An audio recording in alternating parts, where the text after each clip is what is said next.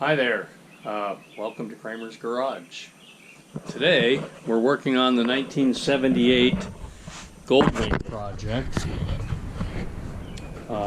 I'm in part 3 now. In part 1 I oiled the cylinders, got the engine to turn over, and actually got it to run with a little starting fluid, just to recap here.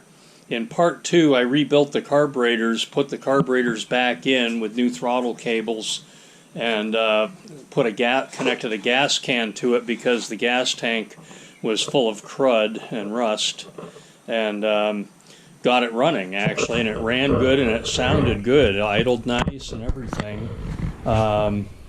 So then I proceeded to clean the gas tank and repaint the gas tank.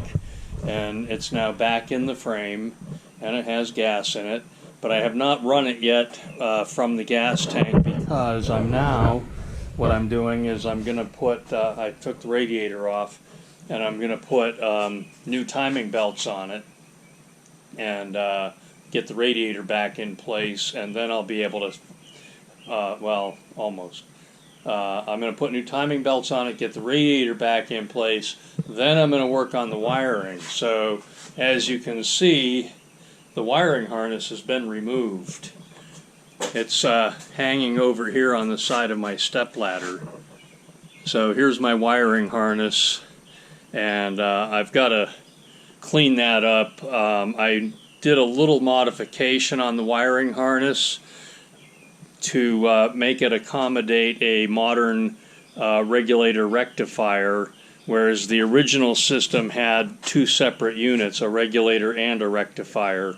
But all the more modern bikes, starting in the early 80s, have a regulator rectifier in one unit.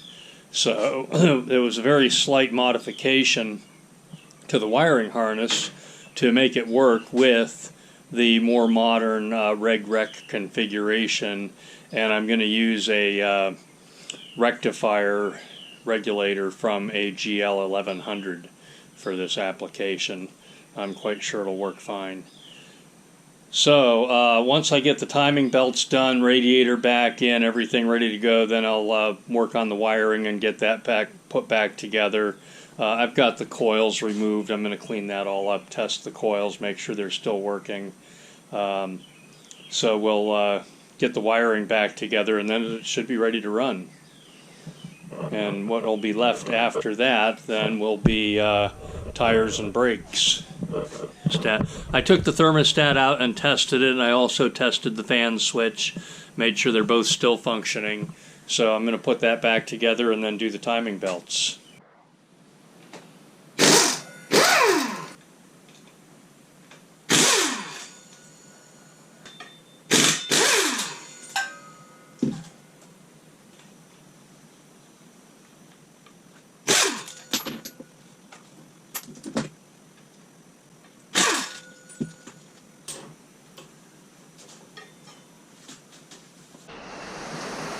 So I have my fork tube clamped in a vise with a piece of plastic pipe over it to protect it, and I'm getting ready to disassemble this to put new seals in it and check the bushings, and I've got to check for rust on that tube down inside.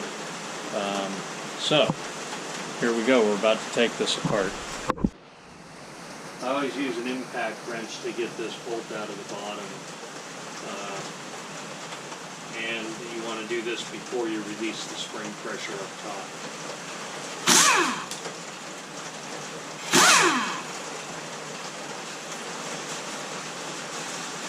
And that'll get the rest of the fork oil out. So then, once you get it that far, you can simply pull this apart.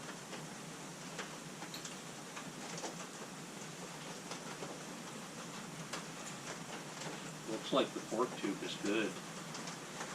Awesome. Well, that's odd. There's no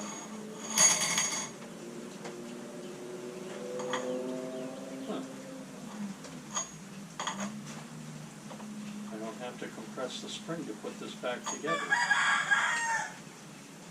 I Never seen one quite like that. It's the first time on this particular bike.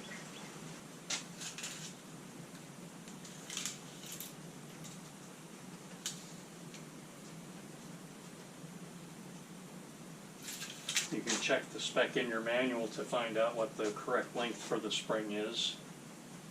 A little mother's polish. And a 4/0 steel wool. It's very slightly pitted up near the top where it clamps in the lower triple clamp, but that's not going to bother the functionality of the fork.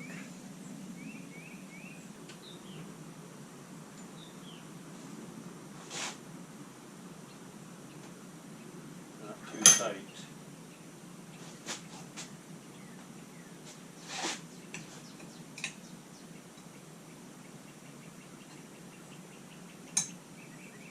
There's the clip that holds the seal. Okay, here's my fork slider. It's ready to reassemble. The fork tube is over here, and that's ready to reassemble. So all the parts are clean. That took a little bit of scrubbing, but cleaned everything up, and I'm ready to reassemble it. Okay, so I'm putting a light smear of grease on the outside surface of the seal.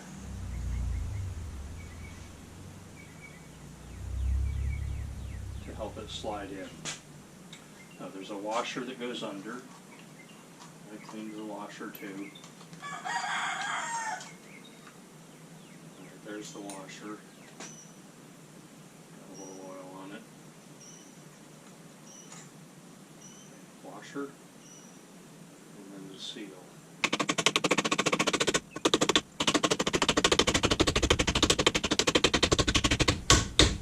By the sound, it sounds like it's all the way down. Alright, next thing to put is the spring clip that holds it in place.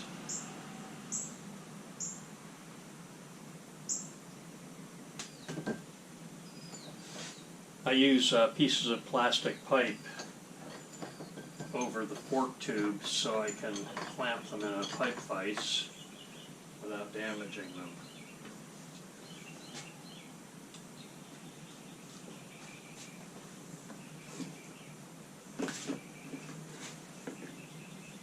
Put a little fork oil on the rod too. Damper rod goes first. Next thing to go in is the spring. I measured it, and it's factory spec. There we go, there's the damper rod. There's the spring.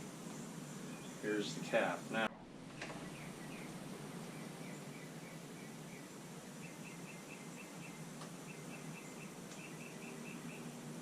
just get those down snug, and then turn this over.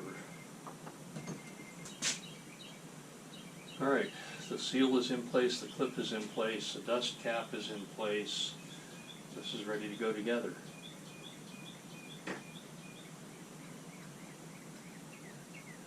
Give it a wiggle it a little bit.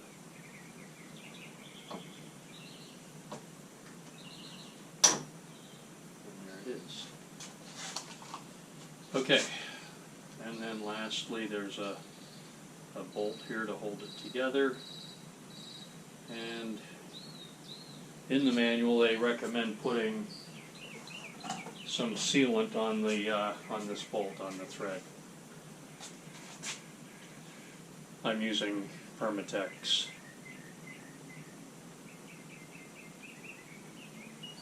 And I put it on the thread, and I put some up under that copper washer. If you have a new copper washer, it would be an 8mm. If you had a new one, put a new one on there. I don't have a new one. And as long as that doesn't leak, we're good. And I'm sure it's not going to leak.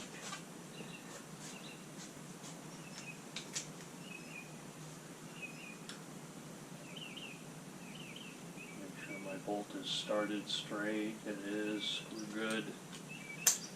And then the best way to tighten this is with an impact gun. Impact wrench.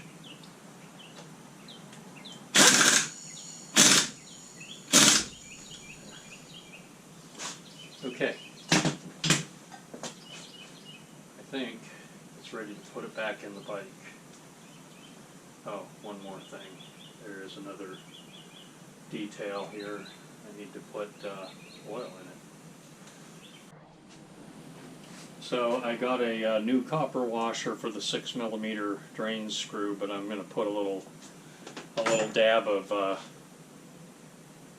Permatex on the thread anyway.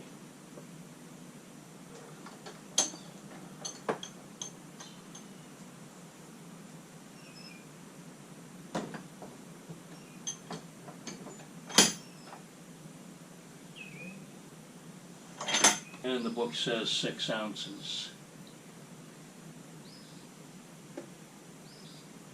It actually says 5.8 to 6.1. I'm leaning toward 6.1.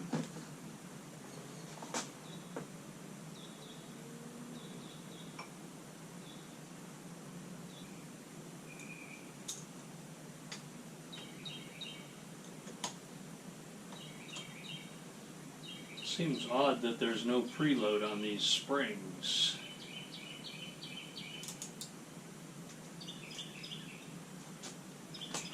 But I guess it works. Alright, so that fork is ready to be put back in the bike.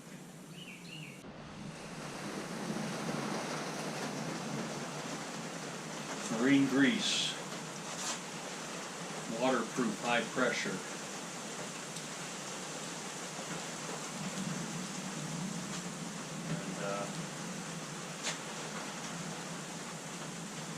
I need to get that worked into this roller bearing.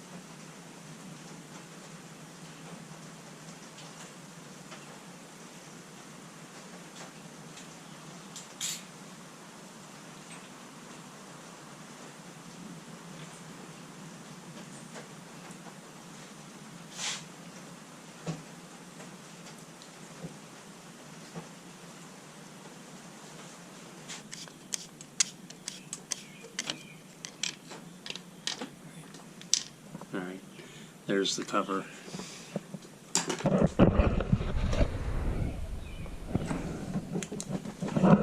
So when you look in here, you can see the timing marks.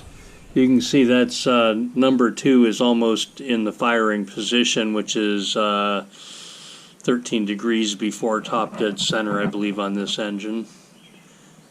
So I'm going to rotate that around until I get number 1 at top dead center. So you can rotate the engine with a 17 mil wrench. On this one, on the GL 1100, it's a 19 mil. But anyway, turn this over.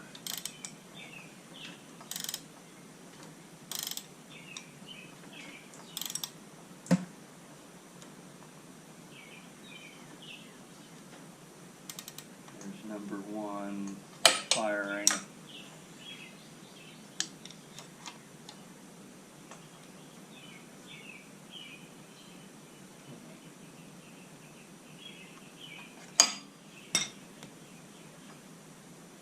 Okay, so my timing marks are inboard instead of outboard. They should be out here, there, and there. So I'm going to have to rotate it another 360 degrees, which will be 180 on the cams. 360 on the crank, 180 on the cams.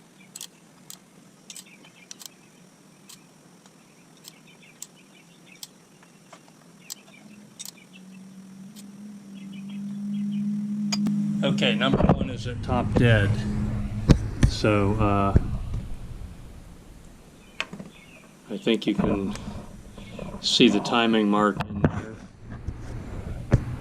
marked with a T for top dead center. The one with the mark with the F on it is 13 degrees before top dead center. That's the firing mark. I'm going to back the crankshaft up 90 degrees. Because that sets all the pistons halfway down their bore.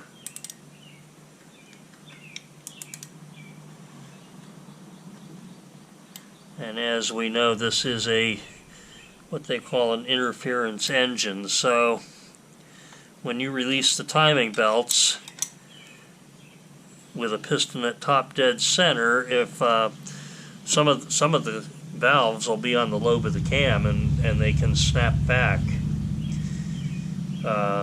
And when you move things around, you can possibly bend a valve. So we're going to work on this with the pistons halfway down the bore. There's no chance of running a valve into a piston that way.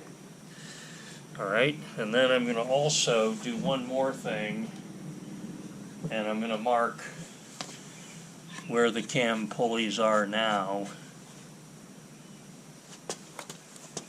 So I will know when I take the timing belts off, I'll know if they moved. There. So there's my timing marks now. That's at 45 degrees off on the cams, 90 degrees off on the crank.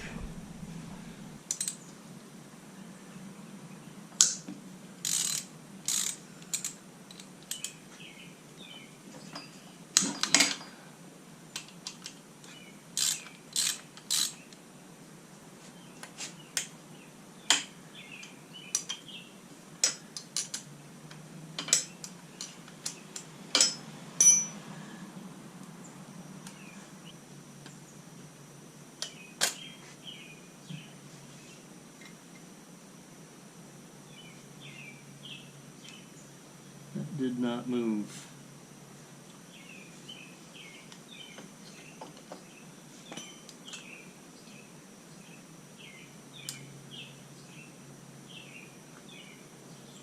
I think my idler pulleys are still good, tensioner pulleys.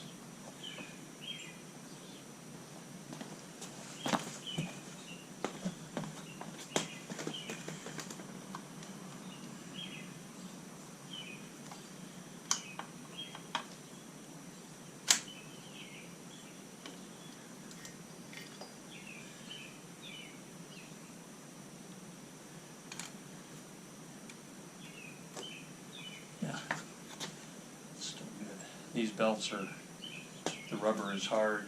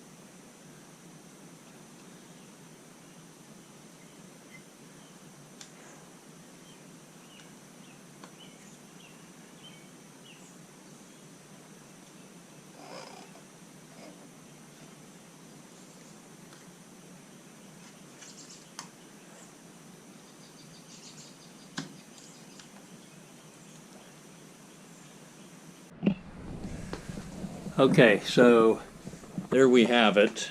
The timing belts are done. I bought these timing belts from a company called Saber Cycle, and they were really tight, tighter than any that I've put on before. But anyway, let me find a flashlight and light up that timing mark.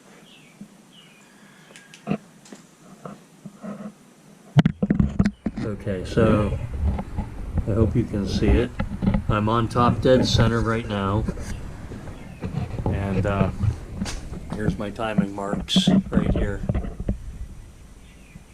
As you can see, the red marks are lined right up, and over on the other side, there they are, lined up. So the next thing to do is to clean these covers up. These are the covers for these timing belts. You see they're pretty nasty. They haven't been cleaned since 1978. Okay, so the timing belt covers are in place. I cleaned them very nicely. I did not polish them. They still have some patina from age, as do the rocker covers as well. So on some of these projects, I've polished these covers so they look like that, but on this one I did not polish them. It's so time consuming to get all this stuff polished up and looking good again. But it doesn't look bad. It's clean, and I got most of the tarnish and discoloration off. So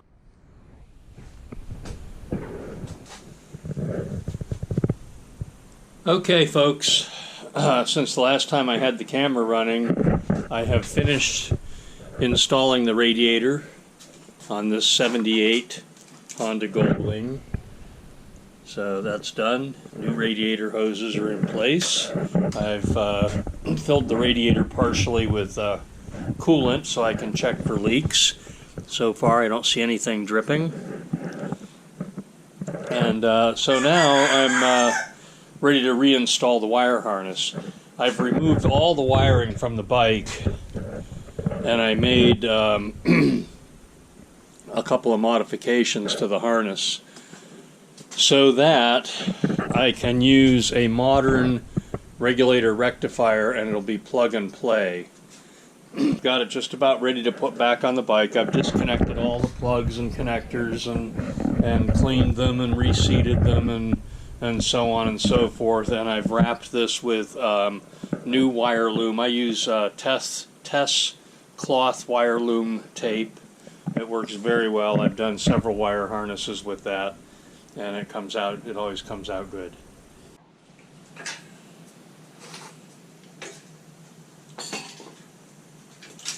Alright, so all the connections that go up front have to slide through the frame right here. And some of this goes into the headlight. One of them goes to the ignition switch.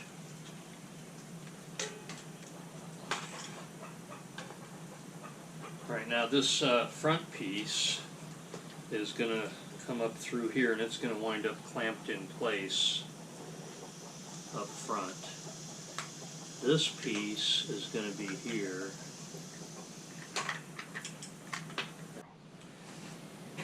Okay, the wire harness is in place. I'm going to start off here by installing the ignition switch.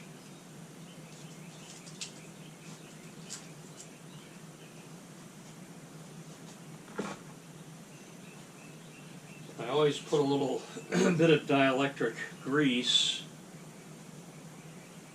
in the Molex connector.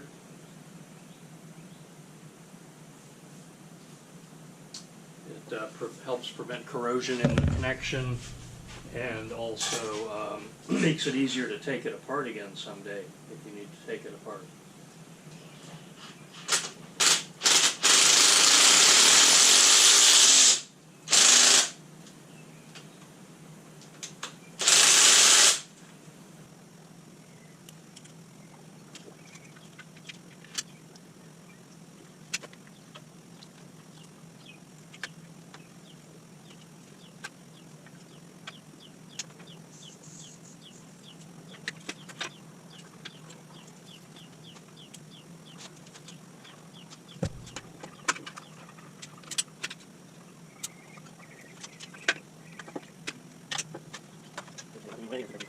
screw that air filter box back in place.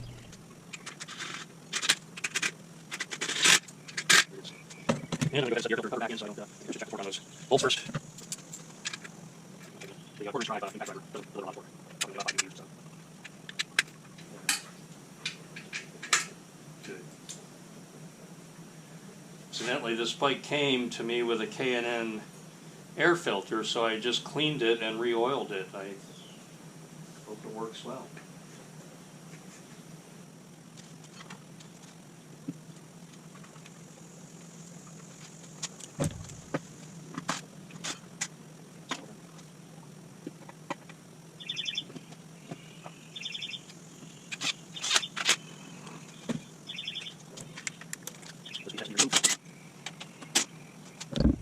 I had it in place because I was piloting the seat. So this is the back there. This should go with the gas tank. I got with the here. Keep that a little snug like that. This is going here.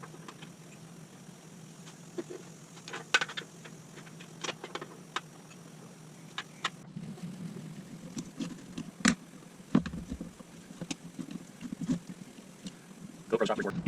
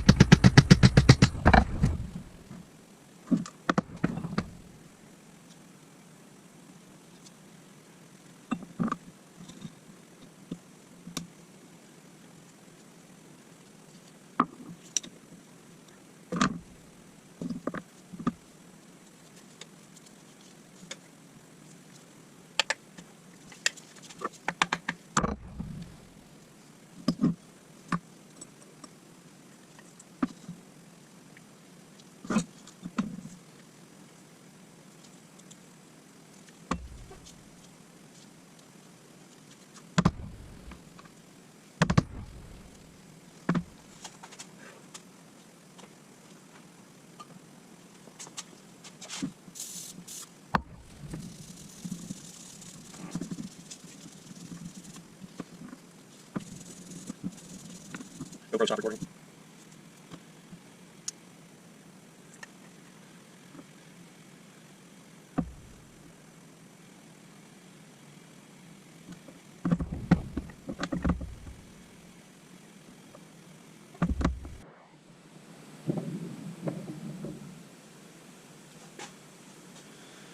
This one has a O-ring in there and a bronze bushing.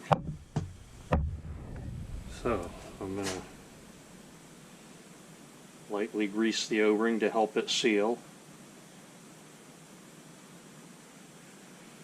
and put a glob of grease in that bronze bushing.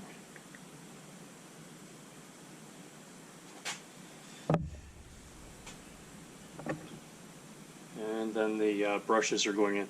The original brushes are still well within tolerance, usable tolerance, so I'm going to leave them in there. I believe they still have years of good service. At least I hope. Now again, there's a notch here that has to line up. I'm putting it upside down. There's a notch that has to line up. And that is here. So we're just going to push that into place. Line up the notch and drop this down in.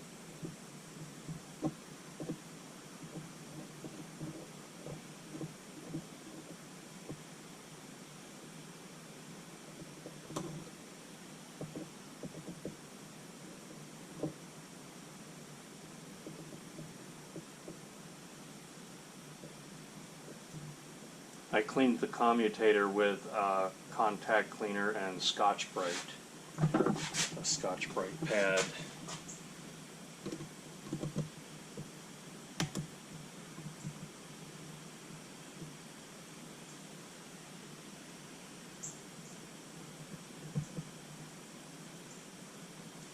There. So that's all assembled.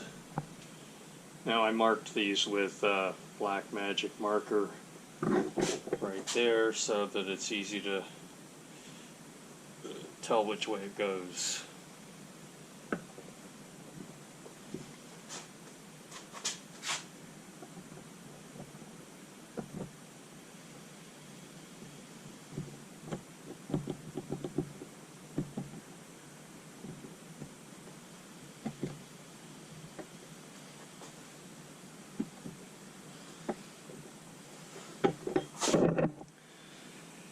And then I'm going to clean up the original screws and put them in.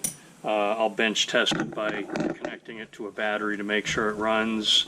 I have a new Honda OEM O-ring for the where it connects into, where it slips into the actual crankcase. There's a new O-ring to ensure that I don't get an oil leak. And that's it for the starter rebuild. Well, just to summarize part 3, I've now redone the fork seals and steering bearings. I've replaced the timing belts with new ones. I've tested the fan switch, temperature gauge, and thermostat and made sure they're all working correctly. I've reinstalled the radiator. I've put new timing belts in. I've rebuilt the starter, and I've completely gone over the wiring harness to make sure all the connections are clean and secure.